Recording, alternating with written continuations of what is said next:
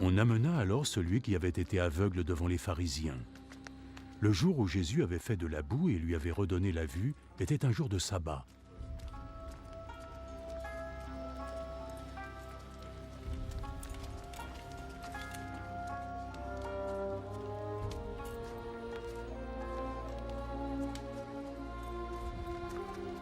De nouveau, les pharisiens lui demandèrent comment il avait recouvré la vue.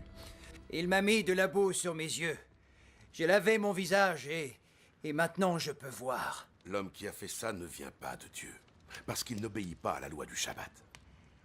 Comment un homme qui commet des péchés peut accomplir de tels miracles? Ils n'étaient pas d'accord entre eux. Tu prétends qu'il t'a guéri en te rendant la vue. Alors, que penses-tu de lui? C'est un prophète. Cependant, les autorités juives refusèrent de croire qu'il avait été aveugle et qu'il avait recouvré la vue, jusqu'à ce qu'ils eussent entendu et convoqué ses parents. Est-ce bien votre fils? Vous prétendez qu'il est né aveugle. Alors comment se fait-il qu'il puisse voir? C'est bien notre fils, et je peux vous assurer qu'il est né aveugle. Mais nous ne savons pas ce qu'il s'est passé pour qu'il voie aujourd'hui, et nous ne connaissons pas celui qui a réussi à le guérir. Demandez-le lui. Il est assez grand et il est capable de vous répondre lui-même. Ses parents répondirent cela parce qu'ils craignaient les autorités juives, qui s'étaient mises d'accord pour exclure de la synagogue toute personne qui reconnaîtrait que Jésus était le Messie. Voilà pourquoi ses parents dirent « Il est assez grand, demandez-lui ». Les pharisiens convoquèrent une seconde fois l'homme qui avait été aveugle. Maintenant, jure devant Dieu que tu diras toute la vérité. Nous savons, nous, que l'homme qui t'a prétendument guéri est un pécheur. Je ne sais pas si c'est un pécheur ou pas. Il y a une chose que je sais. Avant, j'étais aveugle. Et maintenant, je vois.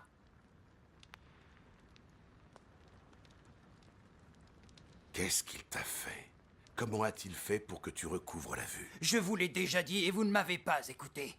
Pourquoi voulez-vous l'entendre encore? Peut-être que vous aimeriez aussi être un de ses disciples. Ils l'injurièrent et dirent « C'est toi qui es son disciple.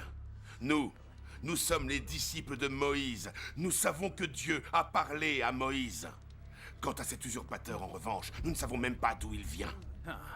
Voilà une bien étrange chose. Vous dites ne pas savoir d'où il vient, mais aujourd'hui, grâce à lui, je peux vous voir. Nous savons que Dieu n'écoute pas ceux qui ont péché. Il n'écoute que ceux qui le respectent et qui agissent selon sa volonté. Depuis que le monde existe, jamais on n'a entendu parler d'un homme qui a pu donner la vue à un aveugle de naissance. Si cet homme ne venait pas de Dieu, il serait bien incapable de faire quoi que ce soit. Tu es né et tu as grandi dans le péché. Et tu voudrais nous donner des leçons. et ils le chassèrent de la synagogue.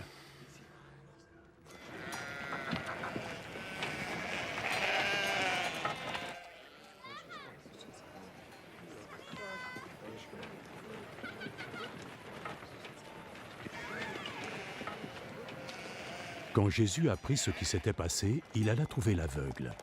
Est-ce que tu crois au Fils de Dieu? Dis-moi qui il est, Seigneur, afin que je puisse croire en lui. Mais tu l'as déjà rencontré. C'est celui qui te parle en ce moment même.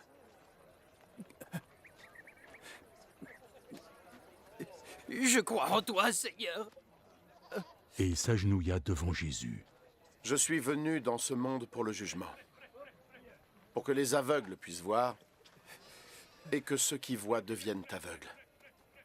Quelques pharisiens qui se trouvaient là entendirent ces paroles et lui demandèrent « Tu ne veux pas dire par là que nous sommes également aveugles ?»